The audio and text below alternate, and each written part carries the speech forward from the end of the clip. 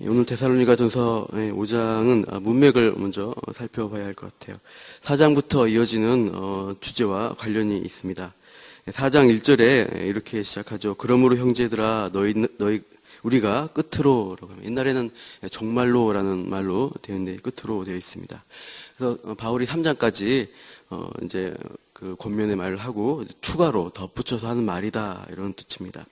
그래서 4장 3절에 보시면 하나님의 뜻이 너의 거룩함이다라고 8절까지 그 거룩함에 대한 주제를 말하고, 4장 9절을 보시면 형제 사랑에 관하여는 하고 그 주제를 말합니다. 그리고 13절을 보시면 자는 자들에 관하여는 이라고 말하고, 5장 1절에서 이제 때와 시기에 관하여는 이라고 11절까지 그 주제를 얘기하고 있습니다.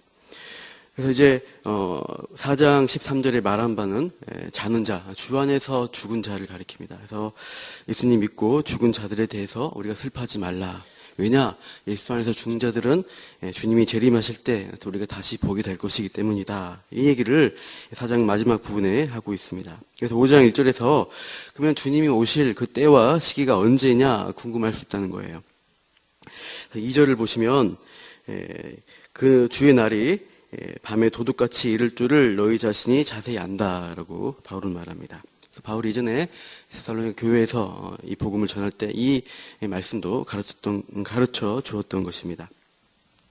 그래서 3절에 보면은 이제 평안하다, 안전하다 하는 사람들이 있는데 그 사람들에게는 주님의 재림이 멸망으로 오게 될 것이다, 이 말씀을 하고 있어요. 3절에서 말하는 그들이 누구냐? 바로 이 사람들은 예수님을 믿지 않는 사람들입니다. 세상에 종말이 없다라고 생각하고 있습니다. 그래서 이 땅의 물질, 이 땅에서 발달된 그런 것들에 대해서 만족하고 살아가는 사람들입니다. 땅에서의 유토피아를 꿈꾸기 때문에 하나님 없이도 평안하다, 안전하다 그런 것들을 누리려는 사람들이에요. 그러나 그 평안은 거짓 평안이고 그 안전은 살 얼음 같은 안전이에요. 그래서 근본적인 죄의 문제가 해결되지 않고 이 세상의 학문이나 문화, 쾌락 같은 걸로 계속해서 자신들을 안전하다, 평안하다라고 스스로 위로하는 사람들입니다. 그들에게는 주님의 재림이 멸망으로 오게 될 것이다라고 말씀하고 있습니다.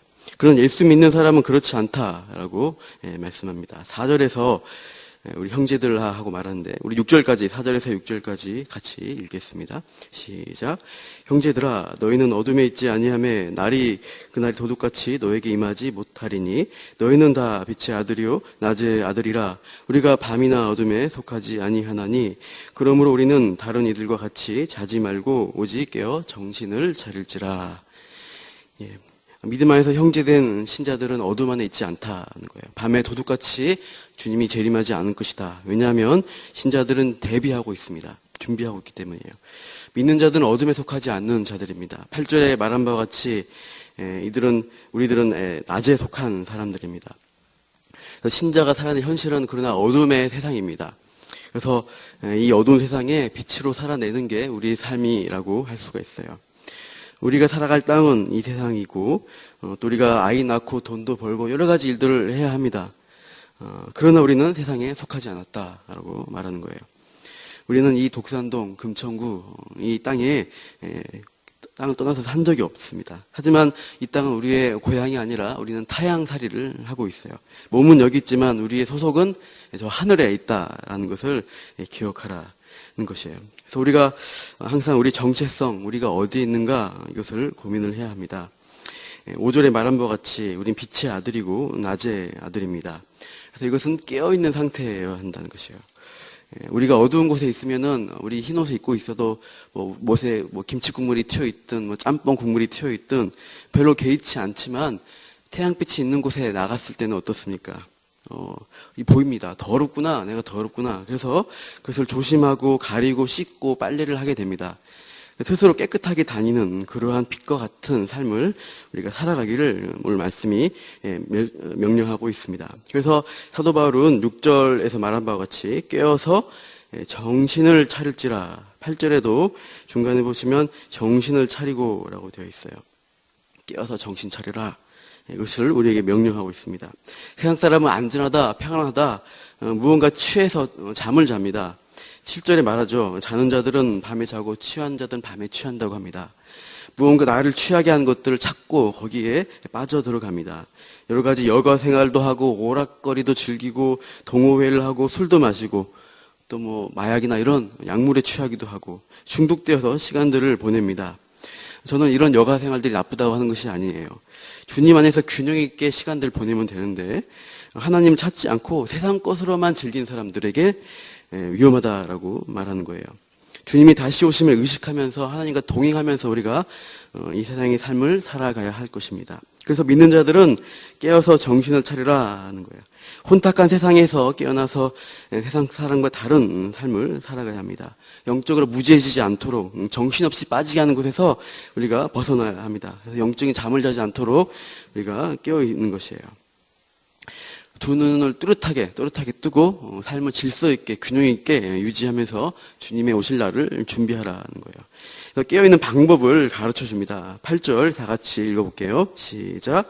우리는 낮에 속하였으니 정신을 차리고 믿음과 사랑에 호심경을 붙이고 구원의 소망에 투구를 쓰자. 갑옷과 투구에 대한 이야기를 8절에 하고 있습니다. 에베소서 6장에 나오는 전신갑주를 취하라는 말씀과 비슷해 보입니다. 좀 다른 차이점이 있어요. 에베소서는 공격용 무기도 같이 있습니다. 성령의 검도 있죠. 여기 나오는 8장에 나오는 부분들은 방어용 그 장비만을 얘기를 하고 있습니다. 낮에 속하는 것처럼 우리가 방어 무기를 완전 군장하고 준비하고 있어야 한다라는 거예요. 우리가 에베소서는 마귀와 싸우기 위한 거지만 우리는 본문은 8절에는 재림을 준비하기 위한 것입니다. 그래서 어떻게 준비하냐? 머리에는 구원의 소망의 투구를 쓰는 것입니다. 소망을 품는 것입니다. 그래서 주님이 오실 것이다. 주님이 오셔서 우리의 모든 것들을 눈물을 닦아주시고 갚아주신다. 이 소망의 확신을 가지고 우리 가슴에는 믿음과 사랑을 가지고 이 땅을 살아야 되는 것입니다. 그래서 이 믿음과 소망, 사랑 이것이 우리가 방어하고 살아갈 수 있는 무기다.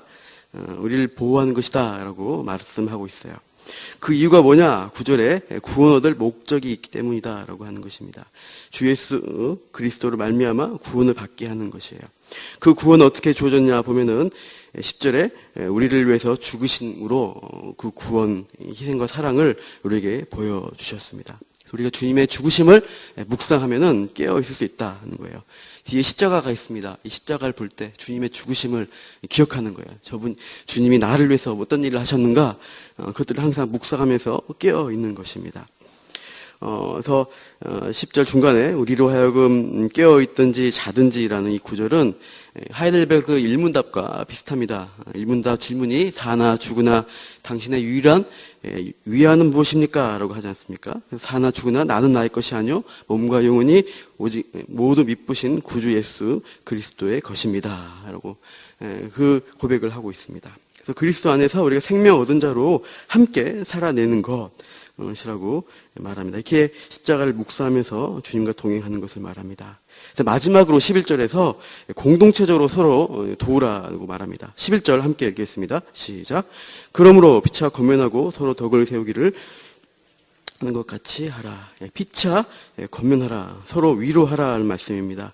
왜요? 재림이 언제 올지 모르기 때문입니다. 세상에서 넘어지지 않도록, 믿음이 약해지지 않도록 서로가 위로하면서 권면하라는 거예요. 함께 성경 읽읍시다. 함께 기도합시다. 정신 차립시다. 이렇게 서로 얘기를 해주는 것이에요. 그리고 이제 뒤에 나온 덕을 세우라라는 말씀이 있는데 이 원어적으로는 덕을 세우다는 것이 건축하다, 집을 세우다라는 뜻이 있습니다.